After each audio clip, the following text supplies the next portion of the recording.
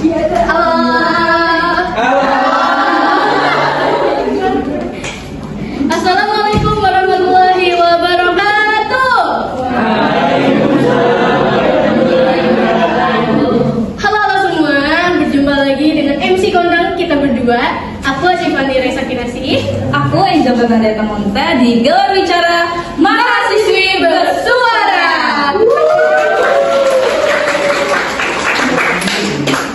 Hai Angel, apa kabar nih? Makin cantik ya kalau kalian lihat. Aduh, terima kasih Cap saja. Puji Tuhan, kabar baik. Akhir-akhir ini sih aku kesibukannya latihan musik di gereja, Cap. Wah, kira-kira latihan alat musik apa nih? Mungkin nanti bisa diajarin kali ya kita. Latihan musik keyboard, Cap. Boleh kok, aku ajarin lagu rohani gimana? Tapi ada syaratnya nih, Cap. Syaratnya apa? Kamu login dulu. Wah, disuruh login. Aduh, gimana nih? Canda, Cak. Oh iya, kamu sendiri gimana, Cak? Aku lihat di story kamu sibuk juga nih. Nah, alhamdulillah kabar aku baik.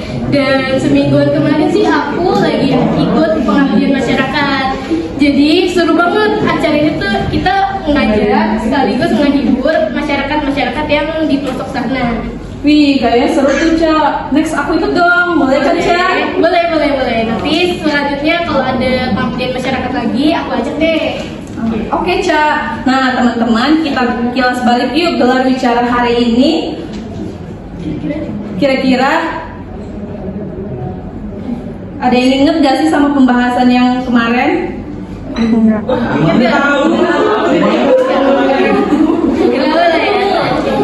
Jadi kemarin itu kita kedatangan dari mahasiswa Fakultas Ekonomi dan Bisnis. Nah, di gelar bicara kemarin kita sempat membahas tentang bisnis digital.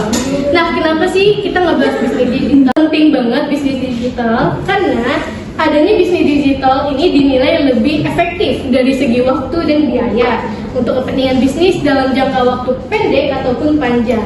Itu dia kilas balik dari gelar bicara minggu lalu. Nah, yang spesial dari gelar bicara hari ini apa nih? Nah, pastinya di gelar bicara kali ini spesial banget karena kita akan kedatangan tamu-tamu dari mahasiswa cantik dari kampus Universitas Esa Unggul, Fakultas Keguruan dan Ilmu Pendidikan. Pada penasaran gak sih siapa bintang tamunya? Penasaran. Wah, bintang tamunya nih kali ini calon-calon dari guru nih ya. Dan yang lebih menarik lagi pada hari ini kita akan membahas seputar pendidikan sesuai zaman. Nah, cocok kan sama bintang tamu kita yang akan hadir pada hari ini? Betul banget, Cak. Tanpa berlama-lama lagi, yuk kita sambut teman-teman kita dari Universitas Esa Unggul, Fakultas Keguruan dan Ilmu Pendidikan. Silakan masuk. Tepuk tangannya dong.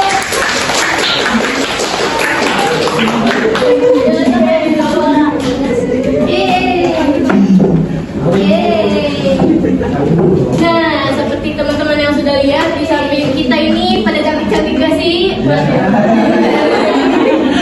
Oke, kita kenalan lagi kali ya, kenalan dulu. Dari Kenza. Halo semuanya, nama aku Amelia Kenza. Halo semuanya, perkenalkan nama aku Kezia. Halo. Halo teman-teman, nama saya Safira Patika. Halo, nama saya Salma Amanda.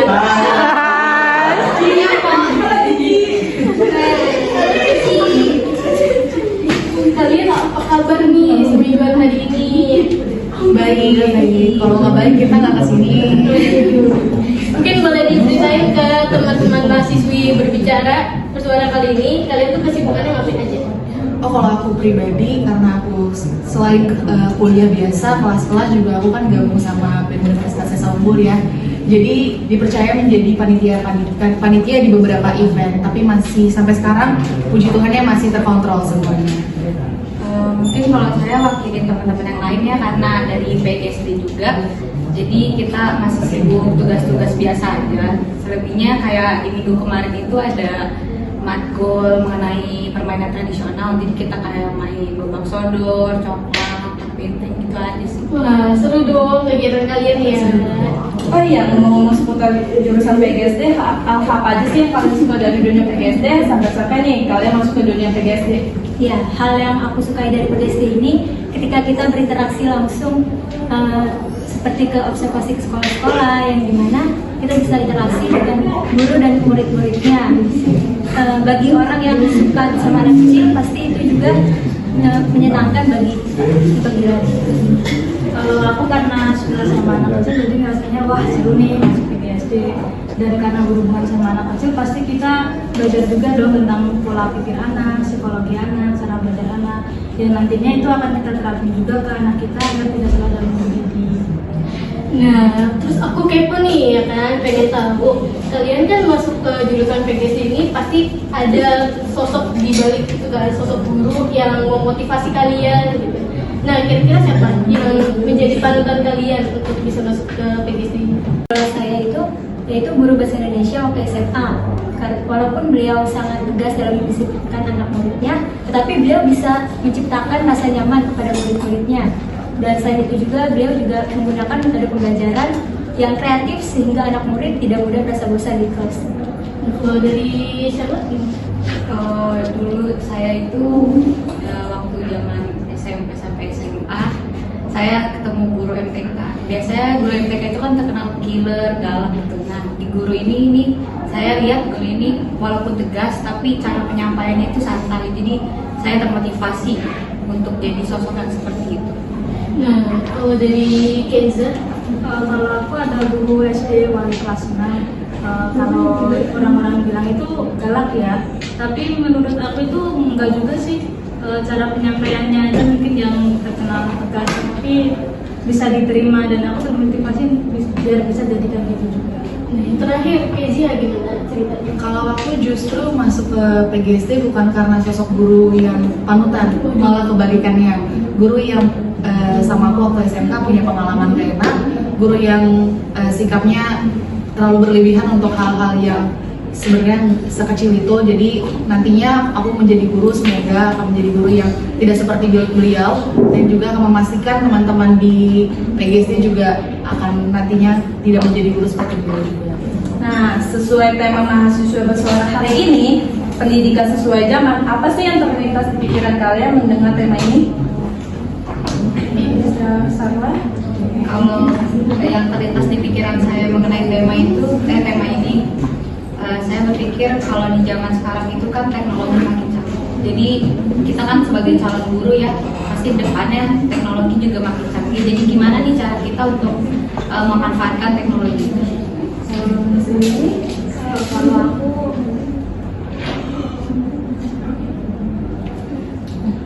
zaman sekarang itu beda banget ya sama zaman kita dulu. Zaman sekarang itu lebih canggih karena pembelajaran pun udah. Tujuannya, tema kasus yang pertama ini, anak dituntut menjadi unggul segala bidang. Menurut gimana sih tanggapan kalian tentang tema kasus ini? Bisa sama? Yang angkat papan dulu. 1, 2, 3. Wah, di sini banyak yang tidak setuju ya. Coba kita mendengar dari tanggapan mereka masing-masing. Coba Kezia maksudnya. Sorry. Ya, aku pribadi nggak setuju ya, karena tadi kan bilangnya harus unggul di semua pelajaran. Aku pernah dengar salah satu pernyataan dari salah satu wali kelas di Indonesia.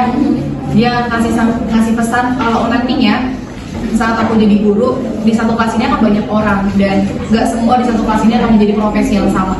Nantinya akan ada calon-calon fotografer yang akan lebih mementingkan sudut pandang seni daripada Yang berbeda-beda dan memiliki capaiannya masing-masing.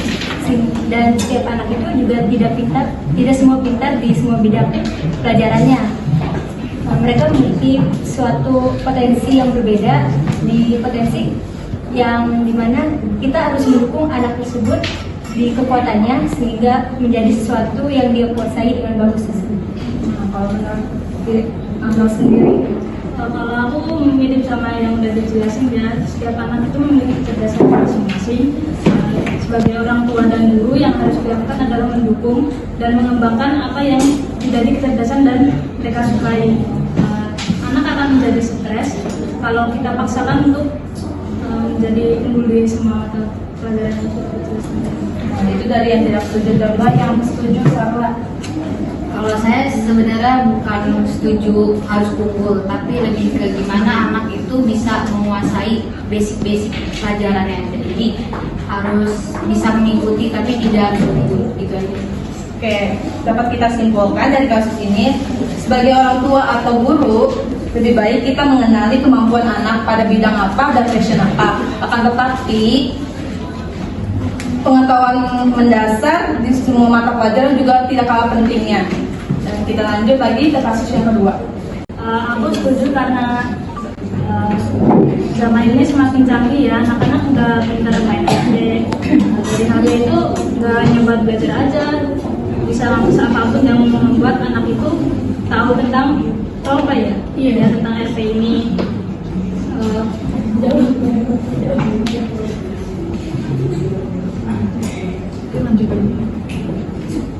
Oke, lanjut ke Vivi kali semuanya pernyataan dari Kendra. Ya, saya tidak setuju karena orang tua harus menjaga emosinya. Jangan terlalu berlebihan dalam memerangi anak. Alangkah baiknya orang tua itu harus mengatasi anaknya agar tidak terekspos lagi dengan RP. Mungkin dari Sheila mau menambahkan. Kalau pendapat saya mengenai kasus tersebut itu saya tidak setuju. Kenapa? Karena ini kan perbuatan anaknya diviralkan, dimana zaman sekarang pasti kemungkinan besar tetangga teman tahu, jadi anak pasti malu kan. Jadi alangkah lebih baiknya orang tua ini bilangin anaknya dengan cara baik-baik, nggak perlu diviralin. Jadi konsumsi kan. Kalau dari Izzy, Iya, nggak jauh beda sih sama yang udah disampaikan sama Syama dan Vivi. Cuma mau nambahin aja karena mungkin anak main roleplay karena butuh perhatian yang lebih yang nggak didapetin dari orang tuanya di rumah. Jadi mungkin orang tua bukannya harusnya memviralkan, harusnya lebih tindakan pertamanya harus cari tahu dulu, introspeksi dulu orang tua kurangnya di mana.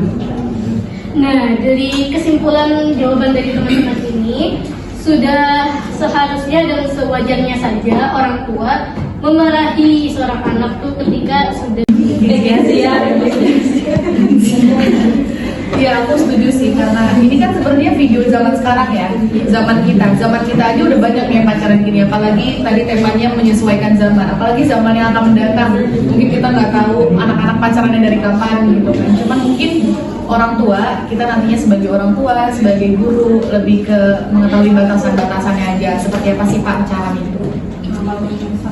Kalau menurut saya setuju sama anak SD pacaran. Kenapa? Karena saya pernah nonton video TikTok, ada seorang psikolog ngomong kalau anak TK zaman sekarang itu udah sangat wajar suka-sukaan, apalagi ini SD. Jadi menurut saya kalau pacaran itu nggak apa-apa asal jangan yang berlebihan.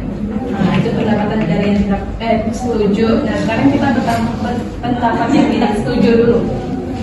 Coba Kalau saya tidak setuju karena sangat disayangkan jika anak di usia mereka itu sudah memiliki hubungan semacam itu dan di mana bisa mengganggu proses belajar mereka. Dan yang seharusnya di usia mereka itu harus diarahkan ke hal-hal yang bermanfaat seperti mengembangkan potensi minat dan bakat mereka tersebut. Kalau aku sendiri nggak setuju disebutkan dalam Quran surat Al-Nur ayat 30-31 artinya, katakanlah kepada laki-laki yang beriman, hendaklah mereka menahan pandangan, menjaga kemaluan, karena demikian adalah lebih suci bagi mereka. Sesungguhnya Allah Maha mengetahui apa yang mereka perbuat. Katakanlah kepada wanita-wanita yang beriman, hendaklah mereka menundukkan pandangan dan menjaga kemaluan. Nah, dari video kasus ini kita dapat simpulkan sebagai orang tua harus lebih sensitif lagi dalam mendidik anak-anaknya dalam segi pengertian bagaimana berteman dengan lawan jenis dan mengetahui batasan-batasannya. Dan selanjutnya, Oke, kita langsung ke kasus terakhir, tapi mohon maaf nih gak ada videonya ya. Jadi kelompok ini ada hubungannya dengan kurikulum merdeka. Teman-teman sini udah pada tahu dong kurikulum merdeka itu apa. Dan kalau kalian perhatiin nih, mungkin kalau kalian ada yang punya adik, itu dia lebih sering praktek dibanding teori gak sih? Nah jadi kalau tidak salah baca di artikel itu ternyata kurikulum merdeka itu lebih dominan ke praktek dibanding ke teori. Nah, kita lihat tanggapan dari bintang tamu kita hari ini. Ya, oke, seimbang lagi ya kayak yang tadi. Kita mulai dari yang tidak setuju kali ya, Vivi. Ya, kalau aku tidak setuju karena teori dan praktek itu harus seimbang ya. Karena kedua ini tidak dapat dipisahkan dalam proses pembelajaran. Yang dimana teori akan sia-sia jika tidak kita praktekkan di dunia nyata, sedangkan teori praktek juga tidak akan berjalan dengan baik apabila tidak dilandasi dengan teori sebelumnya. Mungkin dari Kenzia. Kalau aku setuju, kalau aku setuju teori itu adalah sebuah kesempatan untuk belajar sebelum melaksanakan praktek. Kalau praktek itu sendiri adalah ajang untuk membuktikan berhasil atau tidaknya teori yang dipelajari. Hasilnya itu nanti akan dicatat dan dijadikan teori untuk ilmu pengetahuan selanjutnya. Nah, kalau dari Saya setuju dengan kurikulum ini karena banyak anak yang hanya mengerti teori tapi jika turun ke lapangan atau langsung praktek jadi kaget karena biasanya tidak sesuai dengan teori. Jadi saya lebih pendapatnya masing-masing, ruangan jadi tambah panas gak sih? Jadi panas gak sih?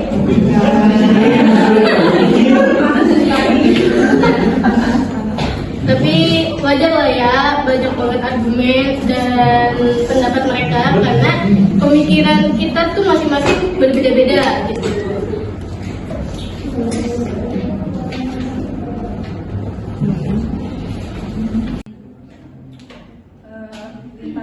Tema dari gelar bicara hari ini, sebaiknya kita istirahat dulu nggak sih? Seret nih, Ca. Para penonton juga pada haus kan? Padahal Vivi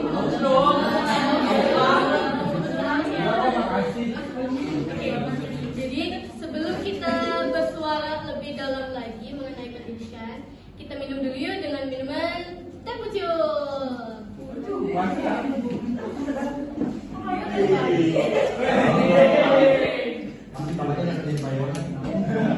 Nah, teman-teman semua tahu nggak sih, teh pucuk ini adalah minuman teh kemasan yang diproduksi oleh Mayora pada tahun 2011. Dan teman-teman tahu, teh pucuk ini itu dibuat dari daun teh pucuk pilihan loh. Nah, soal rasa, teh pucuk juaranya dibandingkan yang lain. Harganya pun murah dan harganya pun murah. Satu botol kecil ini aja teman-teman 5.000 loh. Dan tunggu apa lagi? Yuk kita beli di toko terdekat. Teh pucuk, Rasa teh terbaik ada di pucuknya.